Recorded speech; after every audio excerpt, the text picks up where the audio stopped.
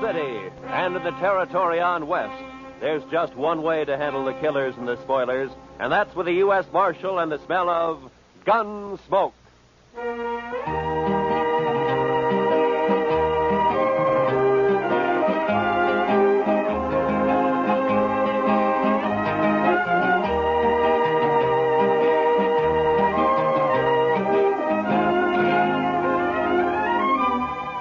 Gunsmoke, starring William Conrad. The story of the violence that moved west with young America. The story of a man who moved with it. Matt Dillon, United States Marshal.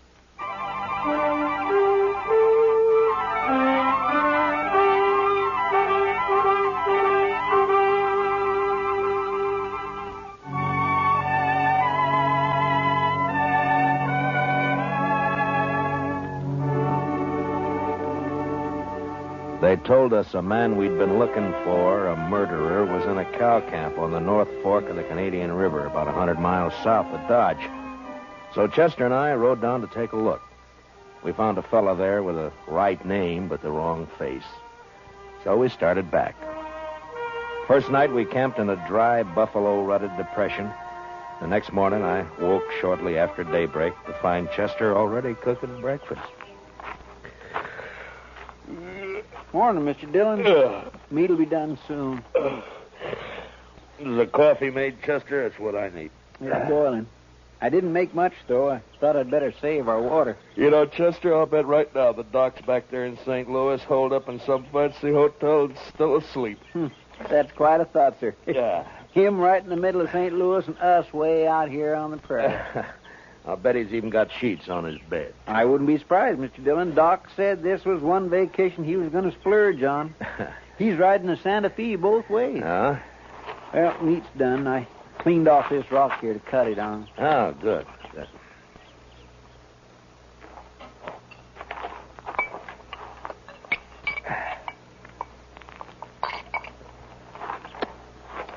Oh, you got it warm anyway, Chester. Well, now, meat shouldn't be overcooked, Mr. Dillon. That takes the taste clean out of it. Now, then we ought to be able to taste everything about this steer. Eggman's disappointment. How's that, Mr. Dillon? Never mind, Chester. How come you woke up so early this morning? Oh, I always do. Seems as soon as it gets daylight, my feet start to sweat, and then I just got to get up. Well, that's as good a reason as any, I guess. Wow. Looks like we got company, Chester. What? Oh. Where? Right out there, heading straight for us. Oh, yeah. Some cowboy, probably. I don't know. He doesn't ride quite like a cowboy.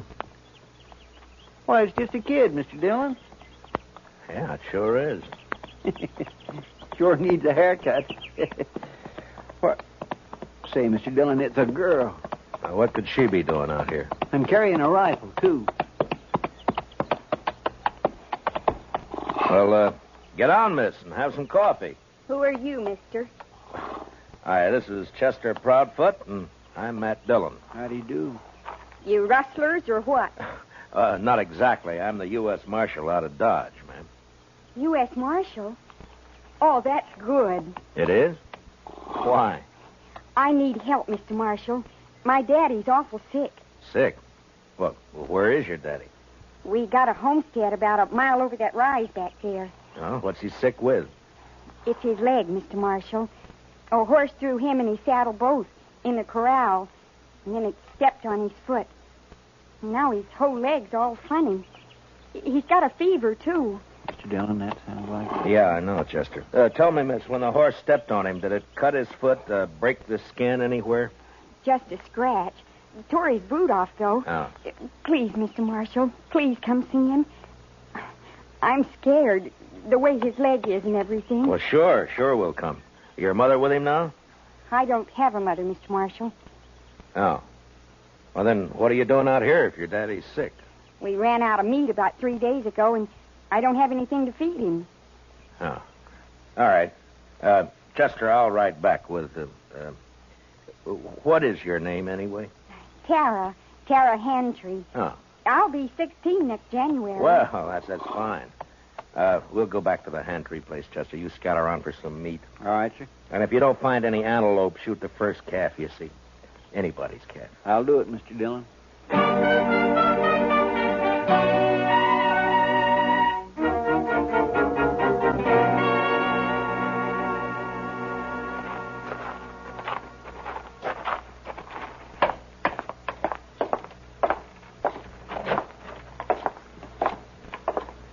He's in the sleeping room, Mr. Marshall. No.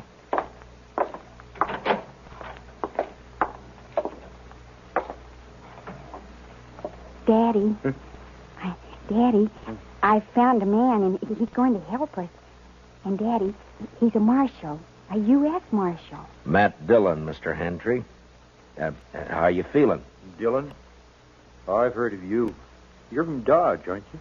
That's right. Well, Marshal, I ain't feeling so good. My foot don't hurt no more, but my leg is all sort of, well, it ain't pretty. I don't know much about these things, but maybe I better take a look at it anyway, huh? Sure, Marshal. There she is. All right, you can cover it up. I was in the war, Marshal. I know what gangrene is. Guess you do, too, huh? Yeah. Well, the first thing, a friend of mine is out getting you some meat, and then we'll load you in your wagon. And Ben took the wagon. What? Ben Warling. He took the wagon when Daddy got hurt. Said he'd find a doctor and bring him back. Well, who's Ben Walling? Oh, he's been sort of working here, Mr. Marshall. I should have run him off long ago. That's what. Well, where is he? What'd he take the wagon for? Where's he going to find a doctor around here anyway? Closest doctor's in Dodge I know of. Yeah, and he's in St. Louis, and he won't be back for a couple of weeks. I couldn't get to him anyway. Well, tell me, when did this happen? About 6 days ago, Mr. Marshall. Uh-huh. Ben left the day after. Well, you think he's coming back? Did he steal the wagon or what? He comes back here and me not able to get around. I don't know what I'll do. I ought to take a bullwhip to now, him. take it easy, Mr. Hans. Take it. He won't cause any trouble, so don't you get all worked up. Tara, we'll let him get some rest, huh? All right. We'll have some food for you soon, Mr. Hantry. I ain't very hungry. Tara, what's he so riled up about this Ben Walling for? What's between them? Oh, it's nothing, Mr. Marshall. Daddy's sick, and that's all. Look, Tara, you asked me to help you, didn't you? Yes, but... You trust me, don't you? All right, Mr. Marshall. Daddy hates Ben because Ben... Well, Ben likes me. Oh, I see. He even wanted to marry me. Said he would. How do you feel about Ben, Tara? You like him? No. Of course, it's time I had a man and all that, but I'm afraid of Ben, Mr. Marshall. It's like there's something wrong with him. He's always sneaking around when you don't expect him. Makes me uneasy, like. Well, we won't worry about Ben now.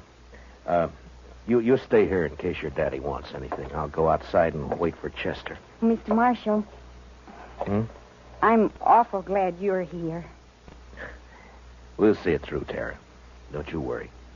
I won't. Now.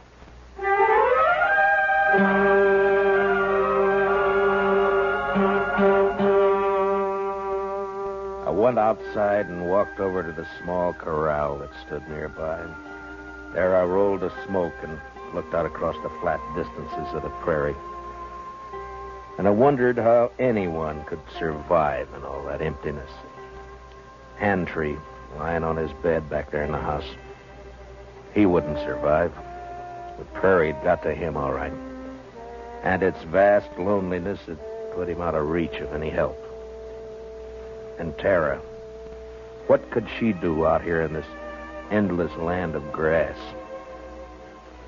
I was glad to get my mind off it when Chester rode in with an antelope across his saddle. We hung it on the corral, dressed it, took a hind quarter into Tara, and we went back outside and sat down. Yes, sir. She's a plucky girl, Mr. Dillon. Fine girl, Chester. Yeah, but this Ben fella, I just don't understand his going off with the wagon like that. Well, it doesn't matter much now. Entry won't last more than a day or two, anyway. It's that bad, is it? Yeah, blood poisoning, Chester. As soon as it reaches his heart, he's done for. Well, isn't there any way to stop it? Yeah, sure. Cut his leg off. Oh. Too bad Doc isn't here. Yeah. Would that stop it, Mr. Dillon? Cutting his leg off, I mean? I don't know, Chester. I don't know. Maybe too late anyway. Well, I sure wish we could do something for him. I don't take to just sitting around and waiting for a man to die. Well, nobody does. It isn't right somehow. That poor fella and Tara. Why, Mr. Dillon, that girl will go crazy out here all alone. All right, Chester. What do you want me to do about it? I'm not a doctor. Now shut up. Well,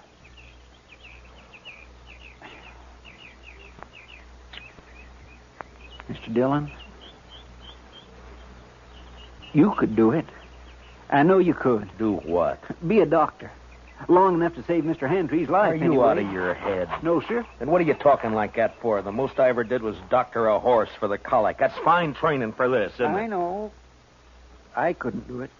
I just plain don't have the spirit. But you do. Oh, why didn't I leave you back in Dodge? It wouldn't have mattered anyway, Mr. Dillon, because you would never just stand by and let a man die. Let's go talk to him, Chester. Yes, sir, Mr. Dillon.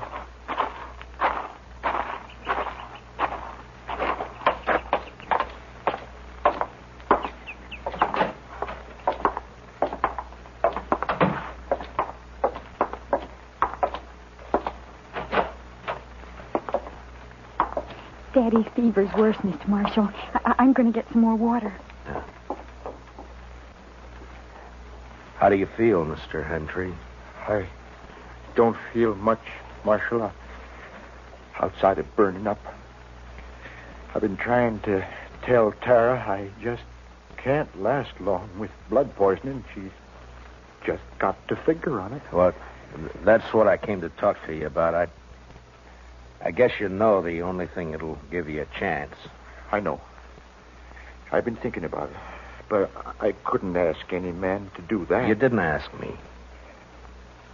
Well, it's up to you, Mr. Hantry. I'll try it if you're willing. Only thing is, I won't know much about what I'm doing. I seen it done in the Union Army, Marshal. I could tell you some things. All right. The only thing is, Marshal, I don't know I'd be much use around here with one leg. Well, you'll have to decide that for yourself. I know. You could move to town, Mr. Handtree, you and Tara. That's it, Tara. If it was just me, I wouldn't do it, but I can't leave Tara alone. Now, if I can help it, I can't.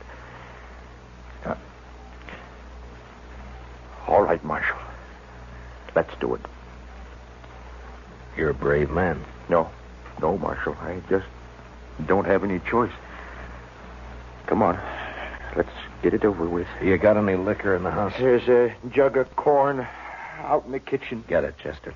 You can start drinking it while we're getting everything else ready. Tell Tara to start boiling a lot of water. Yeah. I'll talk to her in a few minutes. I'll be right back. Now, I want you to tell me everything that you know about this, Mr. Handry. First, I'll tell you what you'll need. Mm-hmm. There's a straight iron out by the corral somewhere. Yeah. You can heat it in the main room fireplace. Right. Now, what else? Tara will find some cloth for bandages. And the rest of the stuff you can get in the kitchen. Uh-huh. The only thing worrying me is what'll we use to tie off the arteries with? Plain thread won't hold. Well, maybe some thin strips of rawhide. No, they'd soak through. You got to have something. No, I know. At least I think it'll work. What about horsehair? Oh, that's it, Marshal. Pull it off the tail. It'll work fine. Here's the jug, Mr. Handtree, and I brought you a cup, too. Pour me some. I want to get good and drunk. Here you are, Mr. Handtree. Thanks.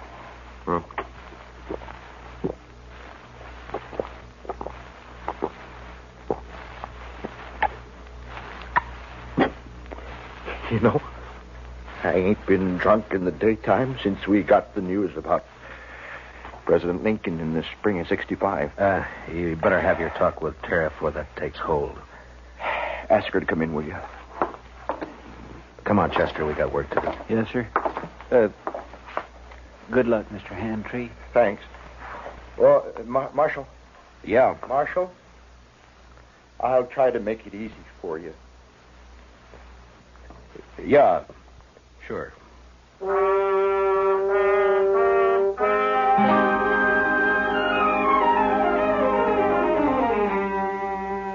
Shortly after noon, I operated.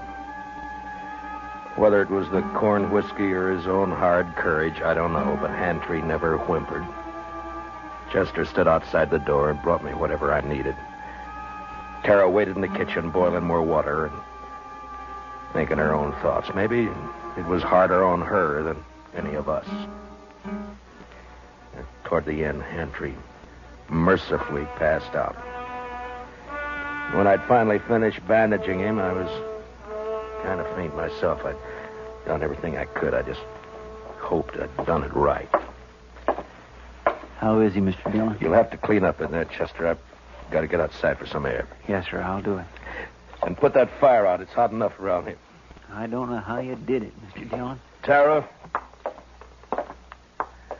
Tara, will you come on outside for a while?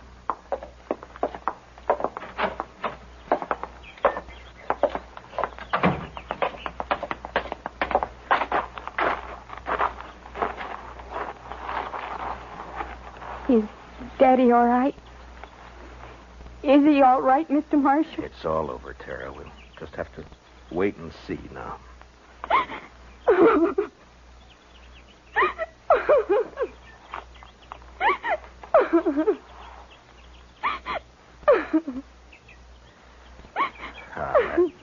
There now, Tara. He's all right. I'm sorry, but it took so long. I thought you'd never finish. He didn't feel much, Tara. The corn liquor worked fine. Fine. Will he get well now? Well, I hope so, Tara. I hope so. Mr. Marshall, are you going to wait and see? Oh, now, Tara, you don't have to worry about that, Chester, and I'll be here as long as you need us. I just wanted to be sure.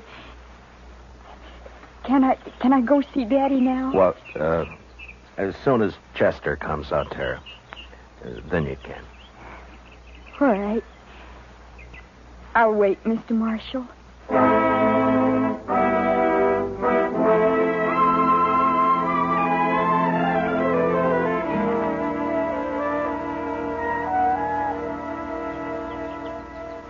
It beats me, Mr. Dillon, how he can just lay there so quiet and peaceful. It's only been 4 or 5 hours, Chester. The liquor hasn't worn off yet. He drank nearly the whole jug. No, he needed it. Say, Mr. Dillon, look yonder. Huh? Somebody coming with a wagon. Oh, yeah. It's probably that Ben Walling they were talking about. I'll bet that's who it is, all right. Wonder what he'll have to say for himself. Ah, you'll think of something, Chester. His kind always do. You recognize him? No, sir. Do you? No, I never saw him before.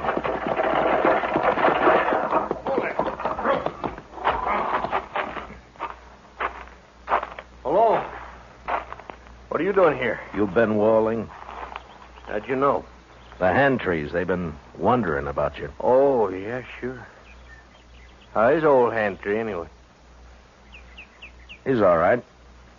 He is, huh? You've been gone a long time, Ben. Where were you? I don't know you, mister, but you sure ask a lot of questions. You can answer them one at a time. Now, where were you? Who are you anyway, mister? I'm a U.S. Marshal. Ain't no U.S. Marshals around here. There is now. Generally, I'm in Dodge. Your name Dillon? It is. Well, what are you doing here, Marshal? Tara ran into us, asked us to help. Seems the only able-bodied man around here took off in a wagon. I went to fetch a doctor. Is anything wrong in that? Not at all. Where is he? Well, first night the horses ran away, and I've been chasing them ever since. I didn't catch him till this morning. And then I've been gone so long, I thought I'd better get back to you right away. I was worried about Tara and old Hantry, of course. I see. Well, you better get your horses unhitched, Ben. You can see Tara later. She's in with her father now. Gonna be all right, huh? I was kind of worried about that foot. Looked to me like it might have poison in it. It did. What do you mean it did? I took his leg off about noon today. You what? Mr. Dillon did it all by himself, just like a regular doctor. Oh, but how'd you know what to do? You might have killed him. Somebody had to do it, Ben. It's a sure thing Tara couldn't. You're blaming me, ain't you? Well, I did everything I could. Didn't my fault those blasted horses run off. Antray's pretty sick, Ben. I wouldn't bother him for a day or two if I were you. Oh, I won't bother you. Oh, now look, Marshal. You can leave now. I'll handle everything here. We'll leave. As soon as Hantry's able to take care of himself again. All right, stay as long as you like. I don't care. Mr. Dillon, Yeah. I think that Ben is a no-good liar. You're right on both counts, Chester. And I'll tell you something else. You see that saddle over there? Well, that belongs to Mr. Hantry. Yeah, I know. I looked at it this noon. Somebody cut the cinch strap on it. Cut the cinch strap. Mm-hmm. No wonder that bronc bucked him and the saddle off both. Well, do you think Tara did it? Oh, my goodness gracious, no, Mr. Dillon. Tara'd never do a thing like that to her own. It was Ben, wasn't it? That'd be my guess. He figured the old man would get hurt, maybe killed. Why, sir? So he'd have a free hand with Tara. Why, that low down. Mr. Dillon, let me arrest him. Not yet, Chester. There's plenty of time. All right, sir. I'll wait.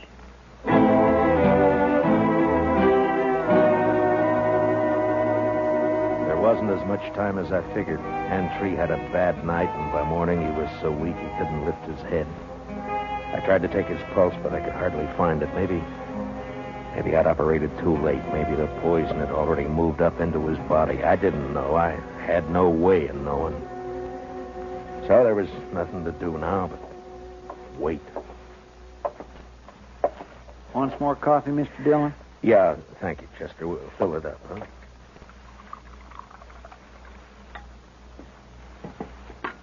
Tara won't eat anything at all, sir. She just sits there by his bed, hasn't slept a wink I know of. Well, it's her father, Chester. He's all she's got. I never thought much about it before, Mr. Dillon, but seeing Tara, I kind of wish I had a daughter. You'd have to change your profession if you were going to take care of a daughter, Chester. Why, I don't have any profession, Mr. Dillon. Oh, Mr. Marshall. Yeah, what is it, Tara? Please come. Daddy wants you. I think he's... You better come too, Chester. Yes, sir.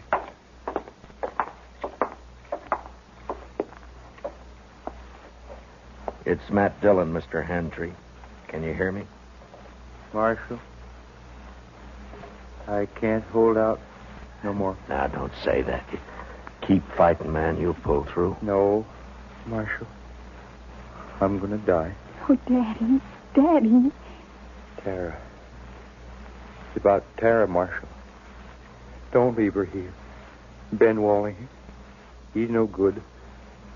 He'll try to keep her. Now, don't you worry about Ben Walling, Mr. Hantry. I promise you he won't get anywhere near Tara. Now or ever. Thanks, Marshal. He's a bad one. Tara can't stay here alone. She can't work this place. It's a bad way to die. Not knowing. Now, I want you to listen to me. Listen to me now. Yeah? I promise you something else, too. I'll take care of Tara. I'll see she's all right. I'll see she's cared for. Now, I promise that. I thank you, Marshal. I sure. Where's Tara? Daddy, I'm right here. Daddy. Tara. Come on, Chester. Daddy.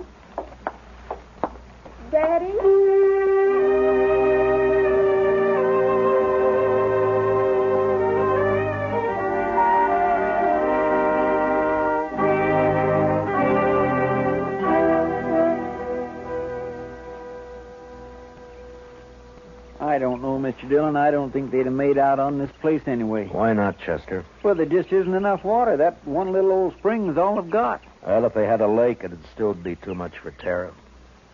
What are we going to do with her, Mr. Dillon? I don't know, Chester. We'll have to think of something, though. My, I wish she'd come out of that house. I don't like it, her in there breaking her heart. Give her a little time, Chester. She'll be all right. Don't you move a finger, either one of you. Well, Well, you're mighty careless with that rifle, Ben. Don't get smart with me, Marshal. I know what I'm doing. And what would that be? I heard you in there. Heard you promise to take Tara away. I was right by the window. I heard it all. You got a curious way of courting a girl, Ben, trying to kill her father. Yeah, and I saw you yesterday looking at that saddle, but I didn't kill him, Marshal. You did. that's a lie, Ben Walling, and Well, you you know shut it. up. I won't shut up. If we'd have just got here sooner, Mr. Dillon would have saved him, that's all. It was too bad you got here at all. Because you're going to die for it. Both of you. Put the gun down, Ben. You're under arrest for attempted murder. You stay right where you are, Marshal. You know, I have an idea you've smelled powder before, Ben, and that you're afraid of it. Marshal? I have an idea that's why you tried to get Hantry like you did instead of facing him. Stop her. And right now you wish you didn't have that rifle at all, don't you, Ben? Because I might have to shoot you for it, huh? No, don't, Marshal. Give me that. You all right, Mr. Dillon? He didn't even try, Chester.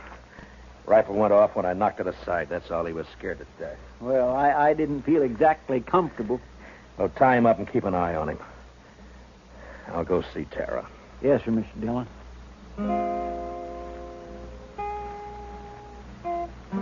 Late that evening, we buried Hantry out on the prairie, out in back of the little homestead. They would die now, too, and fall apart without him. The next morning, we loaded everything we could get into the wagon. With Tara beside me, we started out for Dodge. Ben Wallen never said a word. Chester led his horse, and they rode along ahead of us. I had plenty of time to tell Tara all about Dodge and how there were some good people there and how we'd find her a home and a family. She sat there, tight-lipped. She didn't say much, but she never once looked back.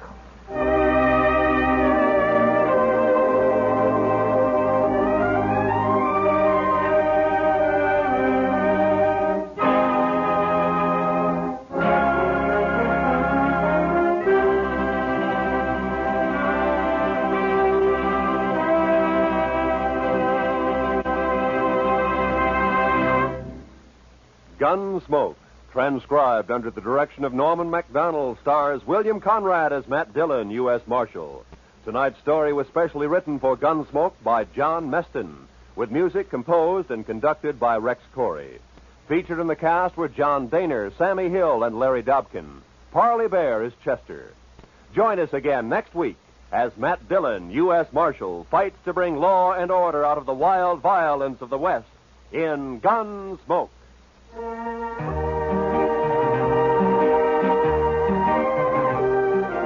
In case you didn't know, Jack Benny and his gang begin their new season tomorrow night. Jack, Mary, Don, Dennis, and Rochester welcome a new member to the team, the head man of CBS Radio's Club 15 show, Bob Crosby.